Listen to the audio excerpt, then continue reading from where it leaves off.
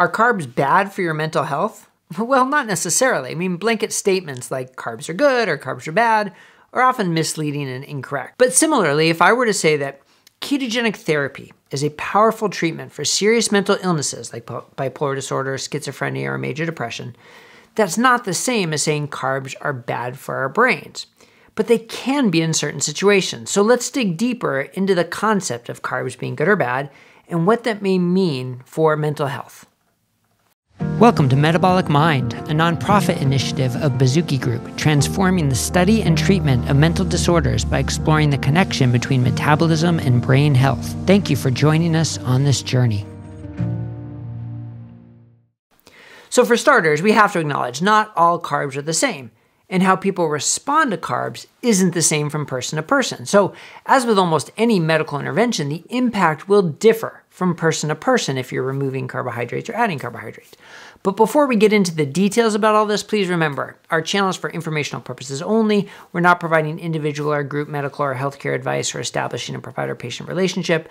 Many of the interventions we discuss can have potentially dangerous effects if done without proper supervision. So consult your healthcare provider before changing your lifestyle or medications. And in addition, please recognize that people may respond differently to ketosis, and there isn't one recognized universal response. So let's rewind. But why are we even talking about if carbs are good or bad for mental health? Well, at Metabolic Mind, we share education and resources, including recently published clinical studies that are about the safety and efficacy of ketogenic therapy to dramatically improve symptoms of mental illness, including putting treatment-resistant serious mental illness into clinical remission. And ketogenic therapy is usually based on a very low carbohydrate diet, right, around 30 grams of carbs per day, although the exact amount may vary for each individual. Now, by reducing carbohydrate intake to this degree, our bodies switch from burning glucose as the primary fuel source to burning fat, both the fat we eat and the fat on our bodies that we store. And that in turn produces ketones, which our brains can then use as fuel. So reducing carbs to induce a state of ketosis changes our brain's primary fuel source and also has been shown to balance neurotransmitters, reduce neuroinflammation, and even improve the number and function of our mitochondria. Now, reducing carbs to this level can completely change brain physiology, but that's different from saying carbs are poison or all carbs are bad. But enough of them will prevent achieving ketosis. We can mostly agree that ultra-processed, refined carbohydrates and manufactured products that combine carbs and fat really have no role in a healthy diet.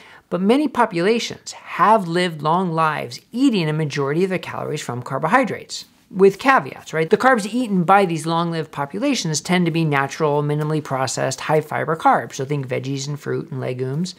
But these populations also tend to have very low incidences of metabolic dysfunction, such as insulin resistance, obesity, and type 2 diabetes. They tend to be physically active, they spend time outside, they have strong social connections, and they don't overconsume calories. So that's a far cry from the modern industrialized society, right? So it's tough to say that what worked for those societies would work in our completely different situation. Said another way, if someone is already starting with poor metabolic health and an unhealthy lifestyle, then reducing carbs to induce a state of ketosis can be incredibly beneficial. It may not be the only way to improve metabolic health, but it certainly is one way. And we know metabolic and mental health are connected. So helping one tends to help the other. Now people will say, yeah, but the problem isn't the lentils or the sweet potato or the melon, and that may be true. But seeing the benefits of eliminating those foods to induce a state of ketosis is different than saying carbs are the one problem. It's not just about taking those foods away because they're quote unquote bad, it's about taking them away to change our body's physiology and metabolism. Now, if your goal is not to be in ketosis, then the question becomes, are the carbs that I'm eating helping my metabolic and mental health, or could they be detracting from my metabolic and mental health? And we can take this one step further. When it comes to metabolic health, technology can help us learn exactly how our bodies respond to various foods, which can then help guide us in making the right choices for us, as individuals.